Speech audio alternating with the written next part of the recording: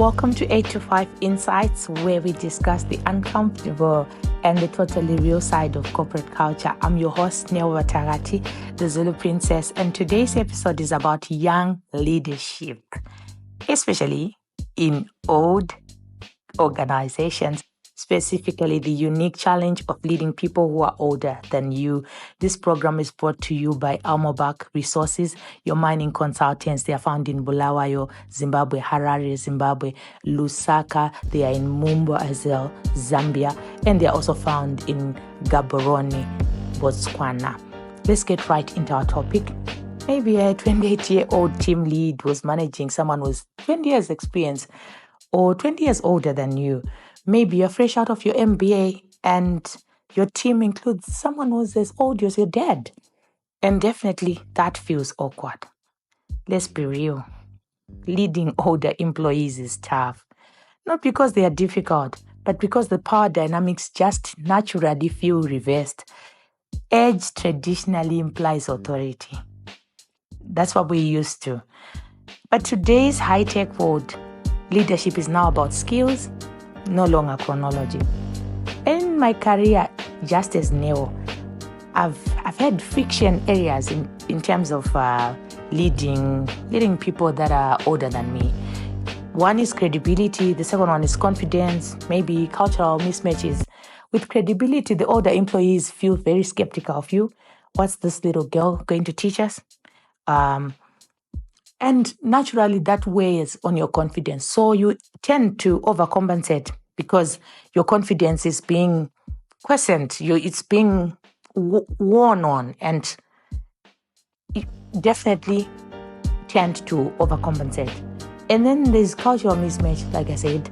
You communicate in a different way because of the generational gap.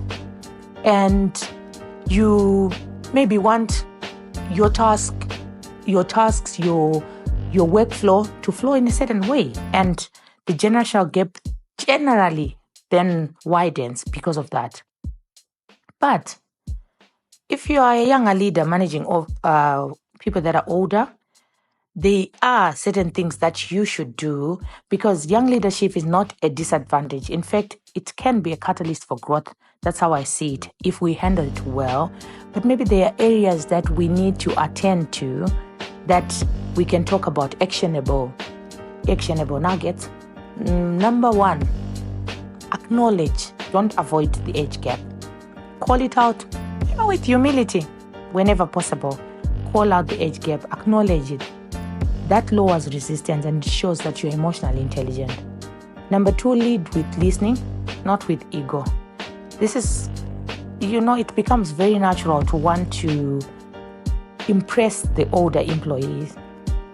But older employees bring in their wealth.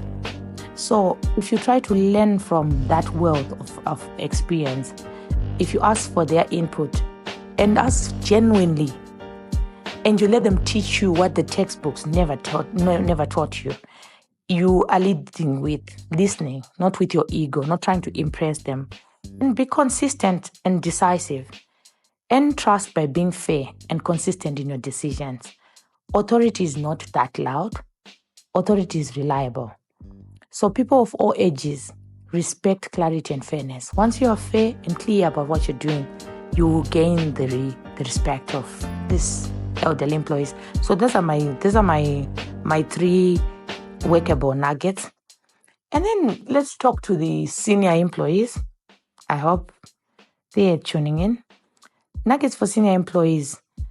To my seasoned professionals, I would want to say, when you are dealing with a younger leader, number one, focus on the collaboration and don't compete with them. You are not in a who knows more contest. Support that young leader. Share your experience in the spirit of partnership, not superiority. Once you show that you are superior, the fireworks there. Embrace mentorship roles. Don't wait to be asked. You are a mentor by virtue of your age, so you offer insight where appropriate. You might not have the title, but you still have the experience. So there's no need to prove anything. So embrace the role of a mentor, even if the leader is younger than you. Take time to understand the young leader. That would be the third nugget. Take time to understand the young leader's abilities. Judge your leader on their skills, not their birth. Take time to study their value to the organization before you rally co-workers against their appointment or against their over-ambitiousness.